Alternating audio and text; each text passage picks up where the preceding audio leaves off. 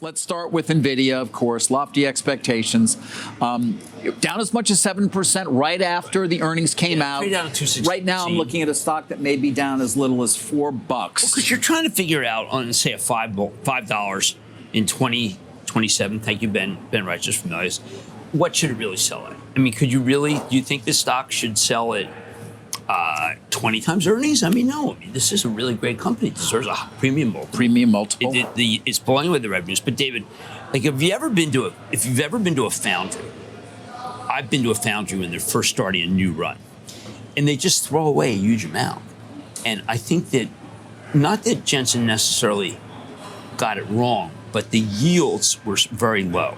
Yeah. So in other words, like when you know what? Actually, we have him talking about it on the conference call. Oh, let's take a listen to what he had to say in particular about that ramping up of production of those new Blackwell chips.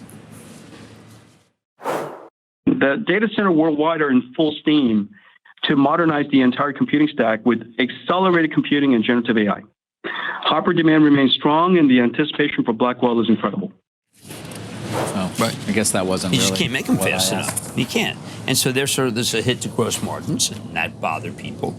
But I also think that, David, when you have NVIDIA watch parties, out loud, when you have, say, like in the Premier League, you have these teams that Wilf can talk about. I don't know. They're in strange British cities. Yes. What happens is that there's a watch there you party. are. That's a watch party. What's good is that what they're watching is us.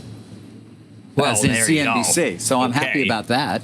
Right. Well, no, and that is the correct takeaway, of course. Thank you. But I do think that plus the National NVIDIA Day and how the nation kind of stopped at a certain point. Yep. No, I mean, we have to go back to reality, which is that NVIDIA is a company and Jensen's a man. And they did have some product issues in terms of what I regard as just being, look, we didn't make as many as we'd like.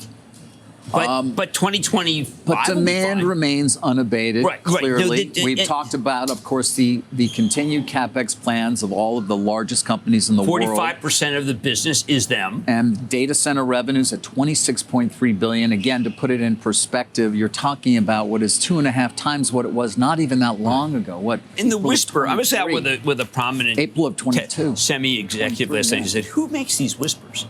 And I said, short sellers who then give it to their compadres on the sell side so that the number's too high and they have to be $2 billion and they can't, so the stock gets rocked. Well, let's come back to multiple. I mean, the one thing, and I'm reading here from Stacy Raskin, who's typically the most significant, has distinguished himself. Yes, of analysts in this area. He says the one smudge on the report was end-of-year gross margin outlook. Right. Which does seem down a bit as Blackwell begins its ramp and the H200 mix increases. That's true. Although he says he thinks the overall gross margin into the fourth quarter should still be very respectable. I mean, by the way, the gross margins, just look at it as a business. 75. Step back and just look at this business. 75% operating margins? They used to try to get to 60% at the height of Intel. They would get to 63% during the period where everyone knew that Intel was the greatest company on earth as a manufacturer. And these guys are blowing that away. They're just blowing it away. Should it get, given that, what do you want to give it, a 25 multiple? Well, that's my question to you then. No. All right. Revenue growth, more or less, at least for the near term, seems unabated. We can have the longer conversation about when the CapEx spending starts to slow or when, frankly, Gen AI is taking in all the data available in all the world and therefore that's the worry. You don't need the chips anymore. That's years down the road, perhaps. But right now, revenue growth strong, gross margins, the likes of which we've rarely, if ever, seen. So what's a appropriate multiple for this company? Okay, so let's say they're going to do it in a calendar year. Let's say they do $5, calendar year 26. EPS number. Yes. Correct. So give it a 30 multiple. Right. Why not? Why not? Give it a 30 multiple, and you've got a stock that's down $30 now from where it will be. But now it's become a little more show me because we now realize that Jensen Huang, in the end, is fallible. We didn't think he was fallible.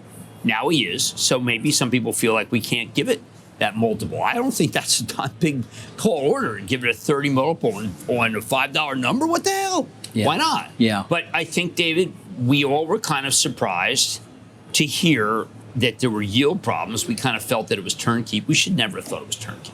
It's not easy coming up with a new chip, really and they were putting some. But one of the things that he emphasized over and over and over again is the return on investment is radically great. In other words, you get it and you do really well because accelerated computing is one part of it, and then the generative AI. And he emphasized accelerated computing. He emphasized the need to replace $1 trillion in current hardware. In the fourth quarter, they expect to ship several $1 billion in Blackwell revenue. Yeah, but people are thinking about tens of billions, so they're not going to get that. Right. But when you're Copper still demand strong. Right, you're Shipments still taking over expected $1 trillion to increase in the second half of fiscal year 2025. And how about the industrial implications? They were very good. The auto was very good. It was not just Meta and not just Amazon and not just Google and not just Microsoft, which by the way was mightily attacked on the Mark Benioff call, as we'll get to soon. Yeah, well, let's get to it now. Let's Really? Get to, We're done with NVIDIA?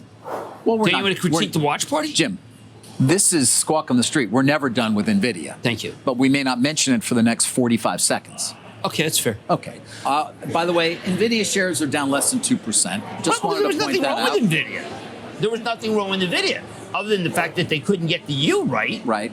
And by the way, there was a debate about air cool versus water cool, which was a total sideshow.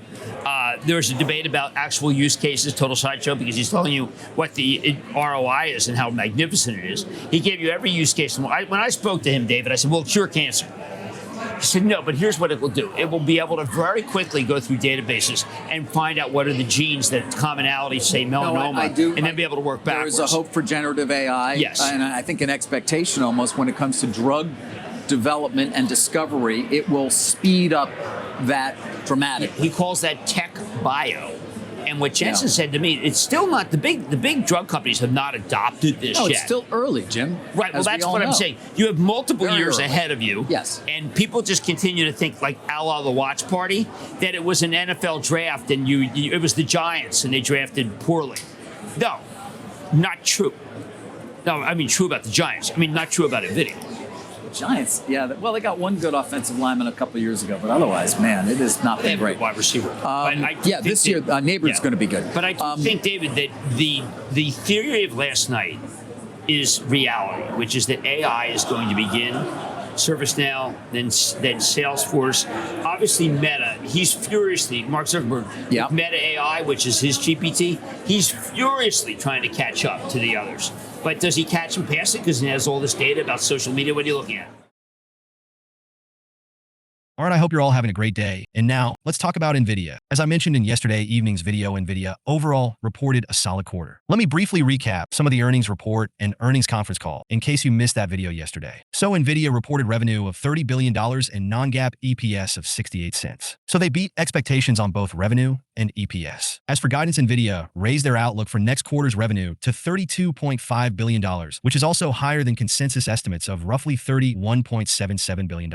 As I've mentioned in recent videos on this channel, I thought NVIDIA needed to raise revenue guidance for next quarter by $2 billion or more above consensus estimates in order to satisfy market participants in the short term. And unfortunately, we did not get that. NVIDIA did raise guidance for next quarter, and they did raise guidance higher than consensus estimates. But this is after multiple quarters of raising guidance billions of dollars higher than consensus estimates. And so this is in the short term being perceived as somewhat of a disappointment, even though next quarter's guidance was technically a beat of consensus estimates. Additionally, NVIDIA's gross margin this quarter was 75.1%, which is down 3.3 points sequentially from last quarter. As for Blackwell, NVIDIA CFO said that samples are shipping to customers now, and Blackwell's production ramp is scheduled to begin in the fourth quarter and continue into fiscal 2026. CFO Colette Kress also said that NVIDIA executed a change to the Blackwell GPU mask to improve production yield, and CEO Jensen Huang later said that the change to the mask is complete and Blackwell is expected to ship in Q4. Jensen reiterated that demand for Hopper is strong and demand for Blackwell is incredible. And on top of all of that, NVIDIA authorized a $50 billion share repurchase while leaving the cash dividend unchanged. So overall, I would say that NVIDIA reported a great quarter. That being said, many market participants perceive this report as an indication that the rate of growth is slowing. And I'll be honest, that is concerning. Don't get me wrong, NVIDIA reported a great quarter and the company is still solid. I still expect NVIDIA to have solid growth over the next year. I just think that the market may now gradually start to view NVIDIA stock more like a typical mega cap tech stock with more predictable earnings growth. And therefore, we may not see the rapid growth and subsequent hype that we've seen thus far in NVIDIA stock. The company is still growing. In the short term, though, the hype may decline, and that is concerning in the short term because that introduces the potential for some form of multiple contraction. I'm not saying that the stock crashes, but I am saying that expectations for bombastic earnings growth is decreasing, and therefore a tighter multiple may be gradually applied to NVIDIA stock. On the other hand, though, we have Blackwell on the horizon, and this makes predicting the future growth rate difficult. Yes, the growth rate slowed this quarter, but at the same time, Blackwell is going to be massive for NVIDIA. As Jensen Huang emphasized in last night's earnings call, Blackwell is not just a chip, it's an entire platform, and this opens the door for massive revenue growth for NVIDIA. So it is possible that we could see revenue growth accelerate again at some point in the future once Blackwell begins shipping in volume. I'm not saying that's going to happen, but I am saying that it is possible. Now, briefly, I want to look at NVIDIA's chart on the daily time frame and point out a couple things. Today, we closed below the 50-day moving average, which is the purple line on your screen. On the daily time frame, this moving average is closely watched by many traders and investors. And typically, when we break below this moving average, we trade underneath it for a number of days. As you can see, the last couple of times we broke below the 50 MA. With this in mind, I would not be surprised if NVIDIA trades lower in the coming days, and if this happens then, I will be looking for a retest of the support trend line that stretches all the way back to January of this year. Overall, I think NVIDIA reported a great quarter, and from a long-term perspective, I'm still bullish on the future of NVIDIA. Not only is the company growing, but there are also multiple future catalysts to look forward to: Blackwell shipping in volume, China-centric chips, and new use cases for NVIDIA's products. And so, while NVIDIA's earnings report may be perceived by market participants as somewhat of a disappointment in the short term due to expectations being so extremely high going into the report, I still think NVIDIA has a very clear road of long-term growth ahead of it. NVIDIA is currently the undisputed leader when it comes to AI chips, and it's not even close. So for the foreseeable future, NVIDIA isn't going anywhere, and the company still has massive growth prospects on the horizon. So yes, in the short term, the market may be less interested in NVIDIA, and we may see some capital flow away from NVIDIA into some other parts of the market temporarily. Long term, though, I genuinely do think that NVIDIA has brighter days ahead. With all of that being said, I hope you all have a great day, and I'm curious to hear your thoughts about NVIDIA in the comments below. Please leave a like on this video so more people will see it. And while you're down there, please consider subscribing. It's free, and you can always change your mind. Thanks for watching, and hopefully I'll see you in the next video.